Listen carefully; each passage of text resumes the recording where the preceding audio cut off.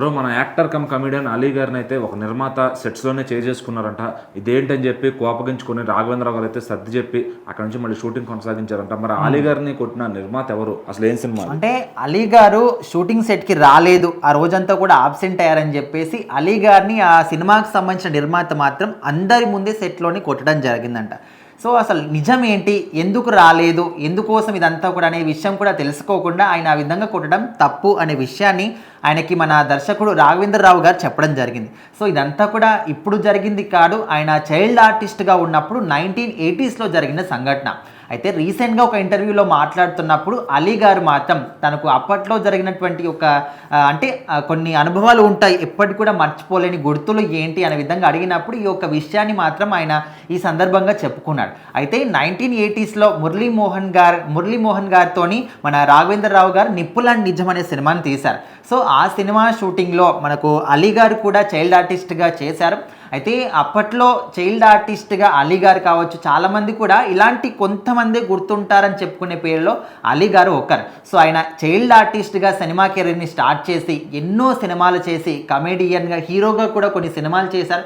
Still ఇప్పటికి కూడా ఆయనకంటూ ఒక ప్రత్యేకమైన స్థానాన్ని మన తెలుగు సినిమా ఇండస్ట్రీలో ఏర్పరచుకున్నారు. అయితే ఆయనది విశాఖపట్నం అయినప్పటికీ కూడా అప్పట్లో మన తెలుగు సినిమాలన్నీ కూడా దాదాపు చెన్నైలోనే షూటింగ్ జరిగేది. అయితే ఈ సినిమా షూటింగ్ కూడా చెన్నైలోనే జరిగేది. అయితే అప్పుడు ఏదైతే ఆయన సినిమా షూటింగ్కి వెళ్తున్నాడో ఆ రోజు మాత్రం ఆంధ్రలో ఫుల్గా తుఫాను ఉండడం, దానికి తోడు అలీ గారి వాళ్ళ సిస్టర్ కూడా చనిపోవడం. సో ఈ రెండు రీజన్స్ వల్ల ఆయన చెన్నైకి షూటింగ్ వెళ్ళలేకపోయాడు.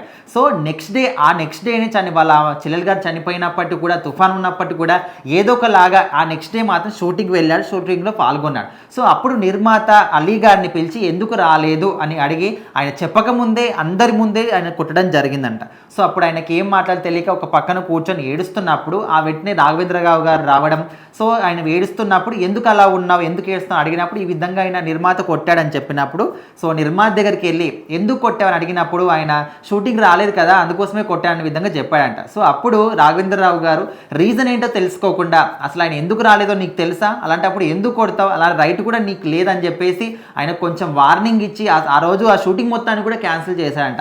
వాళ్ళ చెల్లి చనిపోవడం వల్ల రాలేదు, రీజన్ తెలుసుకోకుండా ఈ విధంగా ఒక ఆర్టిస్ట్ మీద చేసుకోవడం తప్పు అని అప్పట్లోనే రాఘవేంద్రరావు గారు అలీ గారిని ఈ విధంగా తన హక్కున చేర్చుకున్నాడని చెప్పేసి అలీ గారు మాత్రం రీసెంట్గా తన ఈ యొక్క మెమరబుల్ ఈవెంట్ని షేర్ చేసుకోవడం జరిగింది. ఇలాంటివి ఆర్టిస్టుల లైఫ్లో చాలా ఉంటాయి. ఇప్పుడు ప్రజెంట్ జనరేషన్లో ఏ ఒక్క చిన్న సమస్య వచ్చినా కూడా మేము కేసులు వేస్తామని చెప్పేసి సోషల్ మీడియా వేదికగా వాళ్ళు దాన్ని వైరల్ చేయడం, ఇలాంటివన్నీ కూడా చూస్తున్నాం. కానీ అప్పట్లో మాత్రం అట్లీస్ట్ ఫోన్లు కానీ చాలామంది దగ్గర ఉండేవి కాదు. ఏదో ఒక ఫోన్ ఒక్క దగ్గర ఉంటే అందరూ కూడా ఒక్కదాన్ని యూజ్ చేసుకునేవాళ్ళు, ల్యాండ్లైన్ ఉంటే దాన్ని యూజ్ చేసుకునేవాళ్ళు. సో ఇప్పుడు విత్ ఇన్ సెకండ్స్లో ఇలాంటి న్యూస్లు వైరల్ అవుతున్నాయి తప్ప అప్పట్లో ఇలాంటివి ఏవి కూడా లేవు.